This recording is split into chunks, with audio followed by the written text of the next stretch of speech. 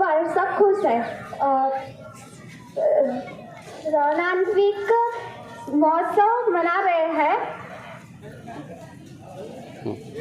ले ले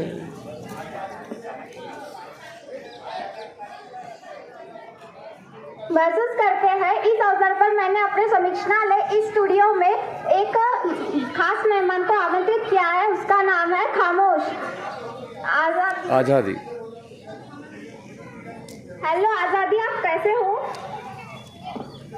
मेरी हालात आजकल ठीक नहीं चल रहे हैं। लोग मुझे साल के एक बार मनाते जरूर है, किंतु जानते नहीं है, समझते नहीं है। और मैं दूर दराज खेत खलियानों में झुग्गी झोपड़ियों में जाना चाहती हूँ, मगर मुझे वहाँ कोई ले जा ही नहीं रहा है। और वंचित शोषित लोग मुझे अपने घर ले जाने के लिए कोई संघर्ष भी नहीं कर रहे हैं। मुट्ठी भर लोगों ने मुझे सत्ता के महलों में कैद कर रखा है। अब मैं क्या करूं? आप ऐसा कैसे कर सकती है? 15 अगस्त 1947 को वे बड़े ही हर्षोल्लास के साथ महोत्सव मना रहे हैं। स्कूल कॉलेज में आपके बारे में पढ़ते पढ़ाते जाते हैं। कितने लोग पढ़ते हैं, और अगर पढ़ते भी हैं तो समझते भी है क्या? केवल राजनीतिक आजादी को थोड़ा बहुत जानते हैं, वह भी एक मूल्य, एक वोट, एक प्रतिनिधित्व तक ही सीमित है। एक प्रतिनिधित्व तक ही सीमित है। एक प्रतिनिधित्व तक ही सीमित है। व्यक्तिगत आजादी के तहत लोग देश में रहने, अपने विचार अभिव्यक्त करना और धर्म उपासना के स्वतंत्रता का उपभोग करते दिखते हैं।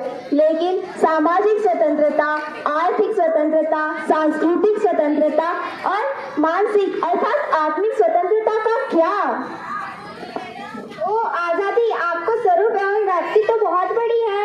निश्चित ही लोगों को समझाना एवं समझना भी बहुत जानना बाकी है। सामाजिक आजादी के तहत सभी प्रकार के भेदभाव समाप्त हो। आर्थिक आजादी के तहत देश आर्थिक संशोधन पर, आय पर जनता अधिकार हो। सभी में वित्त का वितरण समान हो।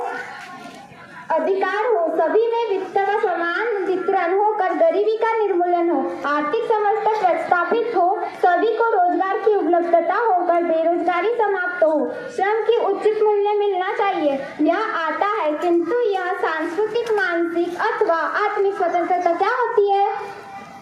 देखिए, हमारे देश में अलग अलग भाषा, संस्कृति, कला, परंपरा तथा धर्म पंथ के लोग रहते हैं। उनकी भाषा, संस्कृति की संरक्षण के लिए एवं उनको अपनाने के अधिकार का रक्षा करना और लोगों ने परस्पर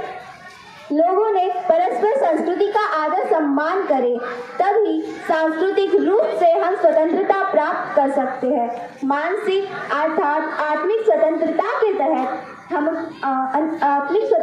तहत लोगों में भय दूर हो जाए, अंधश्रद्धा का निर्मूलन हो, मनोबल बढ़े और जीवन में घटने वाली हर घटना का कारण एवं परिणाम खुद सोच सके, ना कि कोई दिव्य पुरुष या गुरु बाबा पर निर्भर हो। आत्मनिर्भर सोच का विकास और मन की शांति के पाने की क्षमता का विकास ही का सही मतलब ही मानसिक आध्यात्मिक विकास है, आजादी है। धन्यवाद आजादी, आपने अपने विभिन्न प्रकार एवं मतलब समझाया। हम आशा करते हैं कि सभी देशवासी आजादी मतलब ही स्वतंत्रता को समझे और अपनी स्वतंत्रता के लिए संघर्ष करे और चिरायु रखे।